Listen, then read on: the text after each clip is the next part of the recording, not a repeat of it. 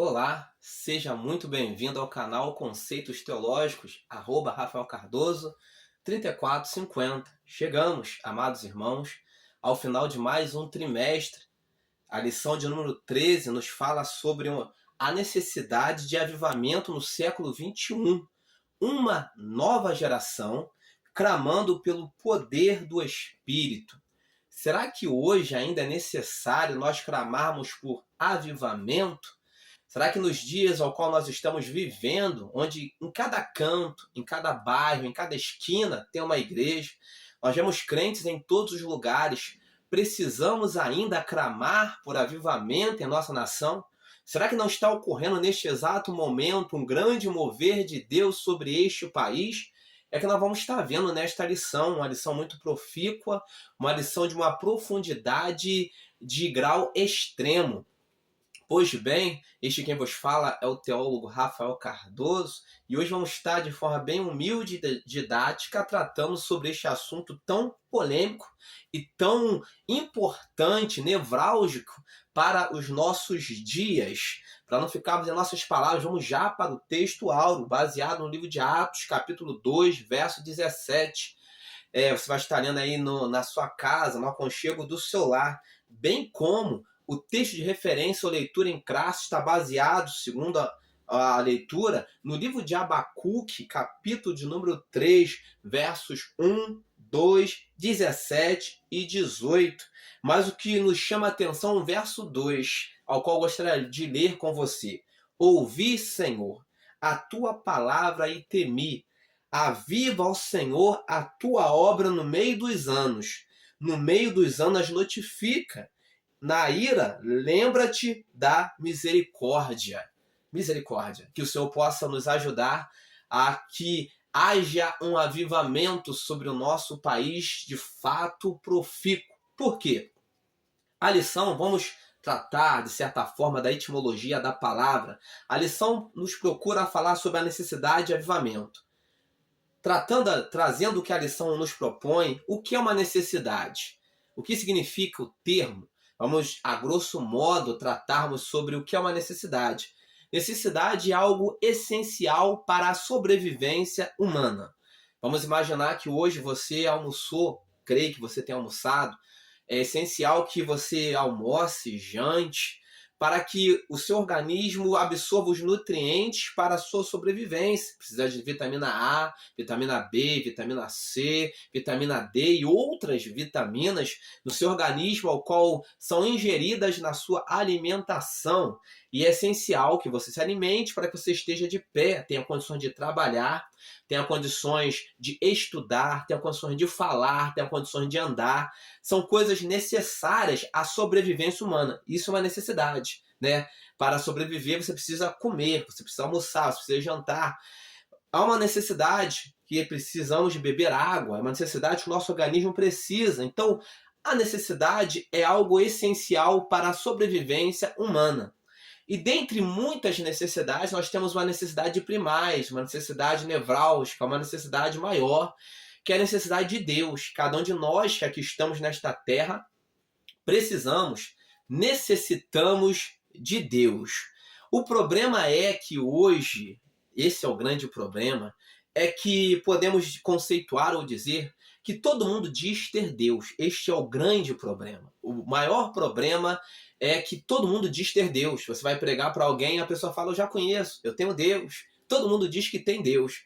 Mas a pergunta a ser feita é, será que Deus o sabe? Ou será que Deus o tem? Porque as pessoas dizem terem Deus, mas que Deus? O Deus da Bíblia, o verdadeiro Deus, o eu sou, o Jeová, né, que é o nosso Deus único e verdadeiro, Jesus Cristo em suas vidas, será que verdadeiramente as pessoas têm Deus a ponto de Deus as reconhecerem como filhos, filhas, amados e amadas por Deus? Porque às vezes nós pensamos que temos Deus e por vezes podemos não tê-lo. E vamos tentar entender isso aqui. Entender de que maneira? Houve um tempo em que ser crente era quase que ser um alienado. Houve um tempo que ser crente era quase que ser alguém de um outro planeta, de um outro mundo, quase com ET, porque era algo raro no Brasil de se ver um crente. Eu me lembro, por exemplo, vou contar a minha experiência, que na minha infância, por exemplo, em período de festa junina ou julina, não sei bem, né, nesse período aí, em que as pessoas dançavam quadrilhas na escola, eu me lembro que a sala inteira saía e eu era um dos poucos crentes da sala, se não me engano, o único crente, ficava ali na sala com o professor ou com alguém, parado ali sozinho, escrevendo, né? Ali passando o tempo que todo mundo saía. Porque ser crente, algum tempo atrás, era algo muito. Era quase que ser algo de outro mundo. Quase ninguém era crente. Graças a Deus. A realidade mudou. Hoje nós temos igrejas. Por que estamos trazendo isso? São raio-x. Temos igrejas em tudo quanto é canto, pastores, pastoras, missionários, presbíteros, diácono, diaconisa, né? E obreiros da casa do Senhor, ministros da palavra, membros, pessoas que se dizem crentes, né? Em vários lugares, em várias partes, em cada canto.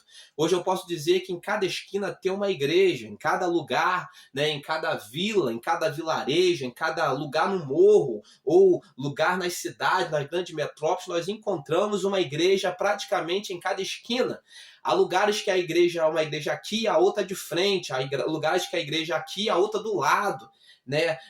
Igrejas em todo canto.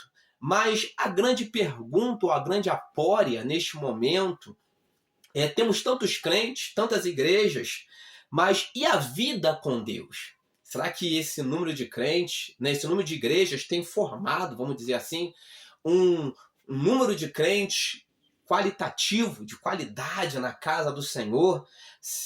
Porque nós vemos hoje muitos crentes, muitas pessoas que dizem terem Deus, mas se é crente, por que maltrata os outros? Se é crente, por que ainda xinga? Se é crente, por que ainda bebe? Se é crente, por que ainda fuma? Se é crente, por que ainda dá aquela olhadinha na mulher dos outros ou no marido dos outros? Se é crente, porque a língua é grande demais e faz fofoca da vida dos outros? E uma série de outras situações que nós vivemos. Se é crente, porque não exercita misericórdia? Porque é o que Deus quer, misericórdia, Deus quer sempre. Então nós vemos situações que hoje nós estamos vivenciando no Brasil, que nós temos um número enorme de crentes, igrejas para tudo quanto é lado, para tudo quanto é canto. Mas será que esse número grande de crentes, né, em nosso país significa que nós estamos vivendo um período de avivamento? Aí nos faz lembrar o que o profeta Abacuque pediu ao Senhor, né? Ouvi, Senhor, a tua palavra e temi. Olha só a profundidade. Ouviu a palavra e temeu. Aviva, ó Senhor, a tua obra no meio dos anos. Quando nós ouvimos a palavra, de fato, nós tememos. E quando nós tememos, nós vivemos diferente. É isso que o profeta Abacuque estava dizendo. Ouvi a tua palavra e temi. Aviva, ó Senhor. Porque ele entendeu que as pessoas não estavam dando crédito para a palavra. Só um jeito de haver avivamento. Através da palavra. Só um jeito de haver avivamento, através de vida com Deus. Só um jeito de haver avivamento, e não é nas cantorias. Não é de repente, você está ouvindo os stand-up comedies gospel. Eu costumo dizer que hoje nós estamos vivendo um tempo onde tem muita gente fazendo chacota com palavra. Há muitos pastores que deveriam pegar, muitos pastores, se dizem pastores ou ministros, se dizem ministros, deveriam colocar um nariz de palhaço, porque estão fazendo chacota com a palavra. A palavra de Deus não é chacota. A palavra de Deus é para ser temida, respeitada, admirada, apreciada, vivenciada em suas histórias. E hoje nós estamos vivendo um tempo onde as pessoas não estão temendo a palavra. Se não se teme palavra, vai ter avivamento. Se não se teme palavra, vai ter vida mudada ou transformada. E nós estamos vivendo um tempo assim. Como ter avivamento hoje, em nossos dias? Será que o que nós estamos vivendo hoje, em 2025, com tantas igrejas, é avivamento? Quando nós vivemos situações onde nós vemos convenções brigando com convenções, brigas dentro de igreja, nós vivemos situações que às vezes dá repúdio de ver o evangelho hoje na nossa nação, algumas situações acontecendo. Será que o que está acontecendo hoje em nosso país é de fato um avivamento? Eu me lembro que por volta dos anos 1999 para 2000, eu ali no quartel servi junto à Marinha do Brasil, e me lembro que estava servindo CIA, quem conhece, ali na Avenida Brasil, perto da Penha, e me lembro que muitos, né, marinheiros, nós tínhamos uma certa folga à noite, e o grupo de crentes saía para buscar ao Senhor, enquanto outros saíam para fazer determinadas coisas que bem queriam fazer.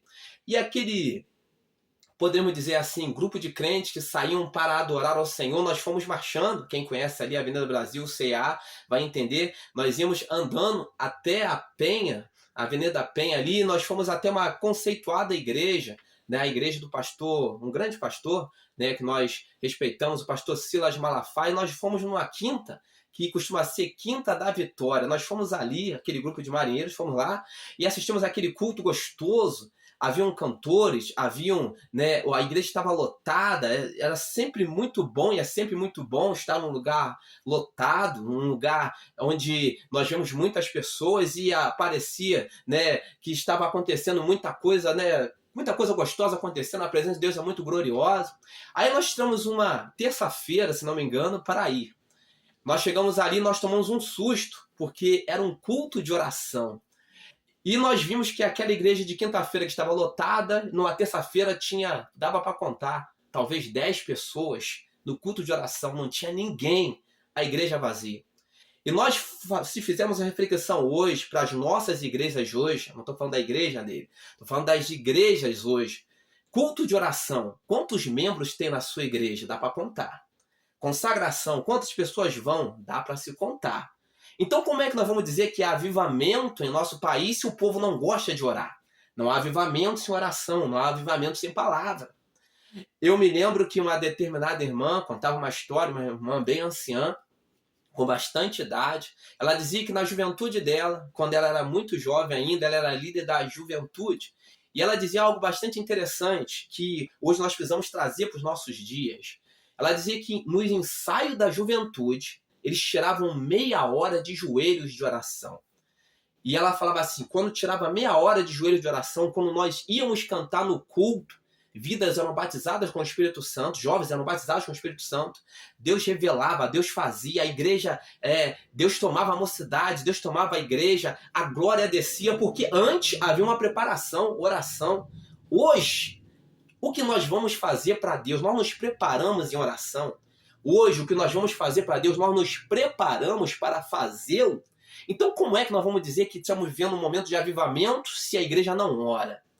Vou falar da minha denominação, né? Hoje nós, assembleanos, que fomos forjados na oração, na palavra, né? Aprendemos isso com nossos antepassados. Hoje, em nossos cultos, por vezes é difícil nós tirarmos 10 minutos de oração por vezes. E quando tiramos 10 a 15 minutos, dá para contar 70%, 80% da igreja está sentada, enquanto praticamente só os obreiros oram. Como é que nós vamos dizer que há avivamento se não há oração? Como é que nós vamos dizer que há avivamento se não há obediência à palavra? E esta é a oração do profeta Abacuque: aviva, ó Senhor, a tua obra no meio dos anos. Porque nós já vivemos um grande florescer em nossa nação. Mas hoje nós estamos vivendo esse florescer da palavra, esse avivamento, de fato, em 2025, hoje, em nossa nação. O que nós estamos vendo hoje? Se há avivamento, deveria ter curas. Se há avivamento, deveria ter muitas libertações. Se há avivamento, deveria ter derramamento do Espírito, batismo com o Espírito Santo. Se há avivamento, deveria ter muitas profecias. Se há avivamento, não deveriam ter brigas e contenda entre irmãos. Se há avivamento, não deveria convenções brigar entre si. Se há avivamento, não deveria um estar falando mal do outro. Se há avivamento, a nação deveria estar vivendo uma situação totalmente diferente. Se há avivamento, se houvesse avivamento, verdadeiro avivamento bíblico, crentes teriam suas vidas transformadas, mudadas. Hoje nós estamos vendo crentes fazendo muitas coisas que não deveria fazer, que causaria vergonha a crente de 50, 60, 70 anos atrás, 80 anos atrás, né? Porque crente está fazendo de tudo. Crente que se tatua, crente que pinta cabelo, crente que fala palavrão com os outros, crente que se assenta na roda dos escarnecedores, crente que dá calote nos outros, crente que faz uma série de outras coisas. Que avivamento é esse que nós estamos vivendo hoje em 2025? Mas esta é a oração de Abacuque, eu acredito que esta é a oração de muitos servos do Senhor hoje em nossos tempos. Aviva, ó Senhor, a tua obra no meio dos anos, porque há momentos que nós precisamos clamar por avivamento. E o clamor começa pela oração, né? Avivamento, ele exige entrega, ele exige renúncia, ele exige abandono deste mundo. Nós estamos vendo um tempo em que os crentes estão amando o presente século, estão amando o mundo, estão querendo ficar aqui, estão amando riquezas, prosperidade, esse evangelho da prosperidade que adentrou para as nossas igrejas, que tem acabado com a estrutura espiritual de muitos crentes. Aviva, ó Senhor, a tua obra em meus anos. Esta é a nossa oração. Que o Senhor possa avivar a obra dele em nosso presente século, né? Que o Senhor possa fazer coisas grandes hoje em nossa nação, se o povo orar, se o povo clamar. Não precisa de políticos, se o povo orar. Se o povo clamar, Deus levanta Nabucodonosor se necessário. Se o povo orar, se o povo clamar, Deus faz, porque Ele é Senhor da terra. Estamos nos esquecendo por vezes que temos um Deus que é Senhor da terra e céus. Ele faz o que Ele quiser, quando Ele quiser, mas o povo precisa estar na mão do Senhor.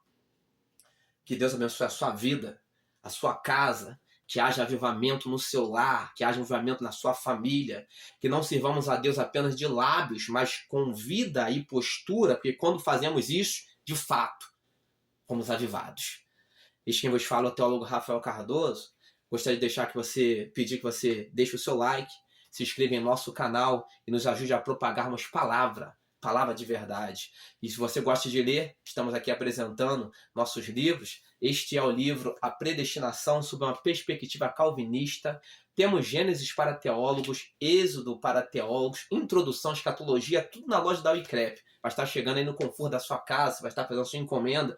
Custa em torno de R$30 aí em média, né? Os nossos livros são materiais de qualidade para o seu crescimento espiritual. Deus abençoe a sua casa, a sua vida, a sua família em Cristo Jesus.